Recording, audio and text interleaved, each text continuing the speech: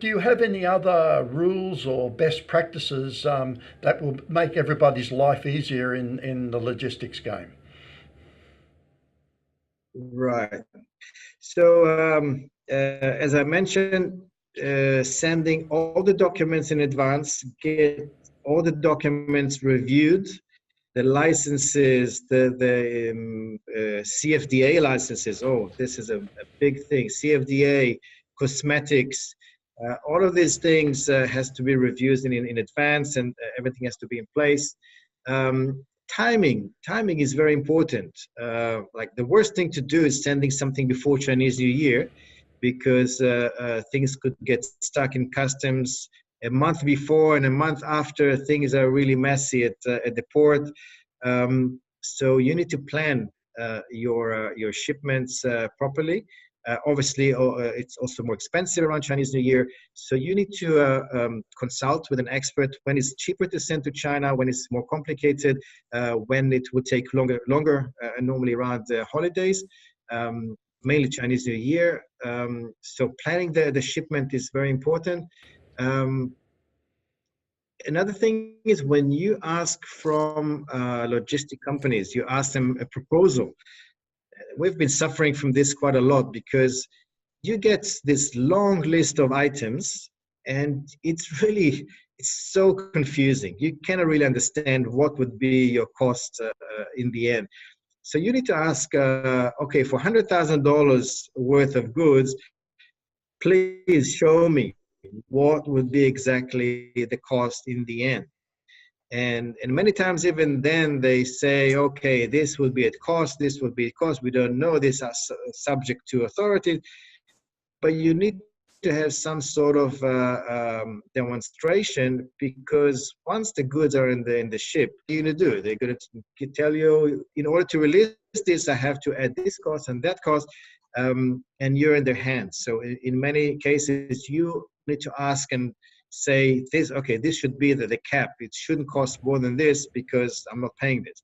And you need to discuss this in advance, because it's very, very hard to compare logistics offers. Even for us, when I see another logistic offer and we're in the business, I don't get it. I don't get it.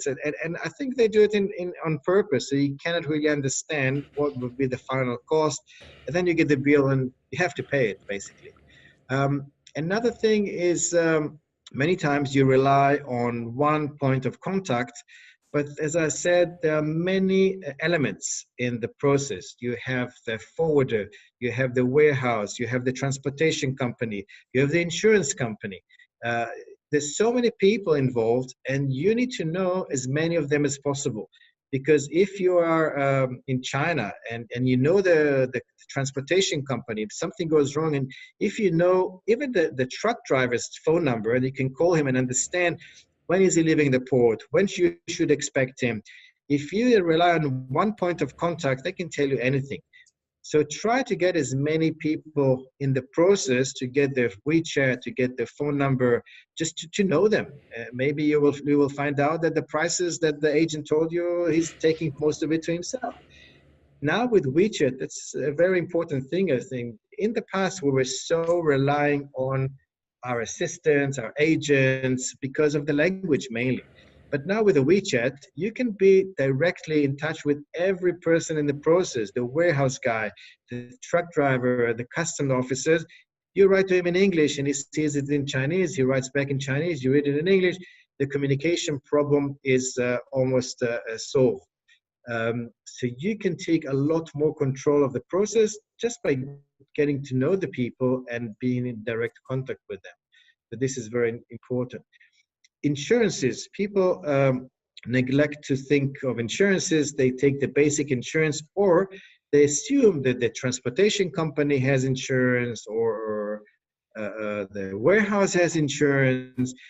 But many times the insurances are not sufficient or are not enough, and maybe they've exhausted their quota for the month. So we recommend either check the policies, and in many cases, it's better that you buy the insurance yourself, because you can never trust the insurance of the transportation company, and it's better that you deal with the insurance company by yourself. And you need to understand the entire supply chain. For example, we had a interesting incident. We had products in the warehouse, and the truck came to load it, and we asked for a forklift driver to help us to load the trucks, and then he dropped them. So the trucking company said, it's not our problem. The pallets were not in the truck. The warehouse said, it's not our problem. It wasn't in the warehouse anymore. So the pallets were in the middle, and they were not insured because the forklift driver didn't have any insurance. So this is something that we learned, and we insured the goods all the way. But small elements like this, you need to understand where things could go wrong, and many things can go wrong. Many times, transportation company, they move uh, products from small trucks to bigger trucks in different logistics center. Like they from Shanghai, they put them on a bigger trucks to go to other provinces, and there things can go wrong. They can drop the pallets, they can damage the goods, and you need to make sure that if your insurance covers all of these elements along the way, which is quite important. Another consideration that we've been asked a lot is whether to use the free trade zone or bonded area in terms of importation or in terms of assembly. So in terms of importation, it's useful to use the bonded area if you have if you can bring a container, and if you have some orders that you can bring in maybe a few pallets at a time. So if you bring to the bonded area, you don't pay duty and VAT while it's in the bonded area. You pay it only when you actually import it into China. And while it's in the bonded, it's not considered China anymore. It's a free trade zone, actually. The problem is that bonded area costs a lot of money, more than a warehouse outside of the bonded warehouse. And every time that you import from the bonded warehouse, you pay an importation fee. So it's not worthwhile bringing one product one by one or one box one by one, because then the fixed cost makes it a lot more expensive. So it's better if you bring in a batch or a pallet or a whole container every time that you need, because the fixed cost makes it expensive. Same goes for assembling in the free trade zone. Companies bring products from overseas and assemble it on the free trade zone with the product that comes from mainland China. And then you need somebody who can help you to calculate what makes more sense. Because if you save more money on the VAT and duty instead of bringing it in China, or you may pay VAT when you export the goods into the free trade zone.